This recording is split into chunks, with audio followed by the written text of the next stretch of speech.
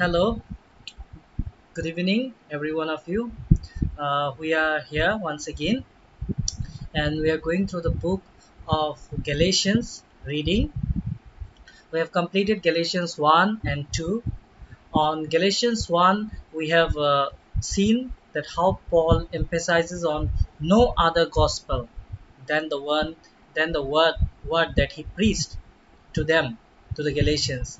And in Galatians 2, we have seen how he defended and justified whatever he preached by faith and not by law. Today we are going to read Galatians 3, where we'll see that how he emphasizes on justification by faith or law, how he shows it that which one is justified by what.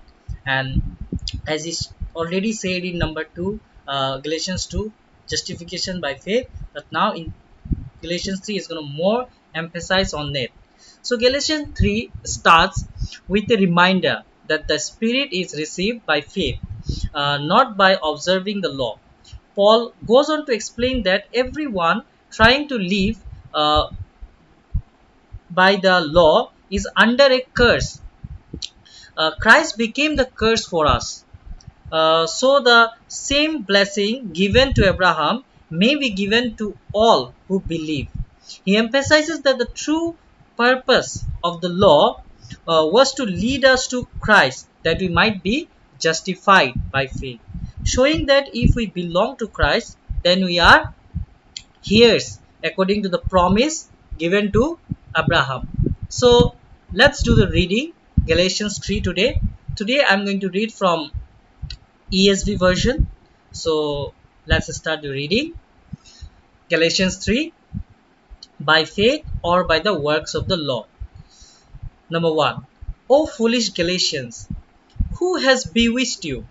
It was before your eyes that Jesus Christ was publicly portrayed as crucified. Let me ask you only this. Did you receive the Spirit by works of the law or by hearing with faith? Are you so foolish? Having begun by the Spirit, are you now being perfected by the flesh? Did you suffer so many things in vain? If indeed it was in vain, does he who supplies the Spirit to you and works miracles among you do so by works of the law or by hearing with faith? Just as Abraham believed God and it was counted to him as righteousness. Know then that it is those of faith who are the sons of Abraham.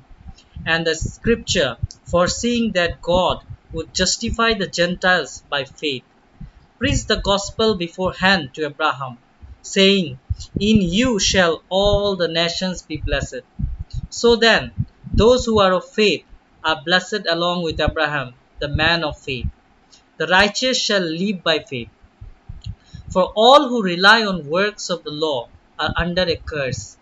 For it is written, Cursed be everyone who does not abide by all things written in the book of the law, and do them.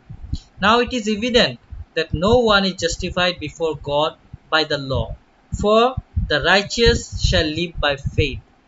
But the law is not of faith, rather, the one who does them shall live by them.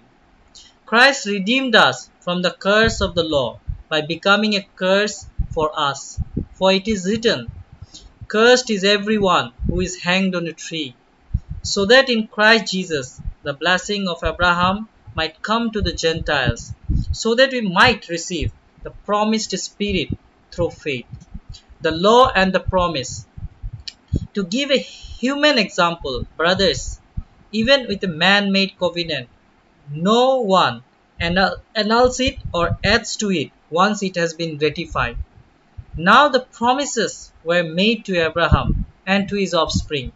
It does not say, and to offsprings, referring to many, but referring to one, and to your offspring, who is Christ. This is what I mean. The law, which came 430 years afterward, does not annul a covenant previously ratified by God, so as to make the promises void. For, it, for if the inheritance comes by the law, it no longer comes by promise, but God gave it to Abraham by a promise. Why then the law? It was added because of transgressions, until the offspring should come to whom the promise had been made. It was put in place through angels by an intermediary. Now, an intermediary implies more than one, but God is one. Is the law then contrary to the promises of God? Certainly not. For if a law had been given that could give life, then righteousness would indeed by the law. But the Scripture imprisoned everything under sin, so that the promise by faith in Jesus Christ might be given to those who believe. Now, before faith came, we were held captive under the law, imprisoned until the coming faith would be revealed. So then, the law was our guardian until Christ came in order that we might be justified by faith. But now that faith has come, we are no longer under a guardian.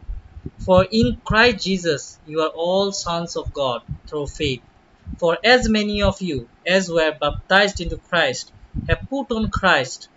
There is neither Jew nor Greek, there is neither slave nor free, there is no male and female, for you all are all one in Christ Jesus. And if you are Christ, then you are Abraham's offspring, heirs according to promise. What a beautiful chapter it is. It tells us our new life is so much thankful to the Christ who has made all of us the sons of God through faith, and we are no more need to distinguish ourselves between the Jew or the Greek or the rich or the poor, slave or free or male or female. We are all alike in Christ Jesus, and if we are Christ's offspring, we are Abraham's offspring, and here's according to the promise which God has given us, the covenant God made with Abraham and all. Thank you once again. We'll see you again and meet in our next Bible reading. Thank you. May God bless all of you.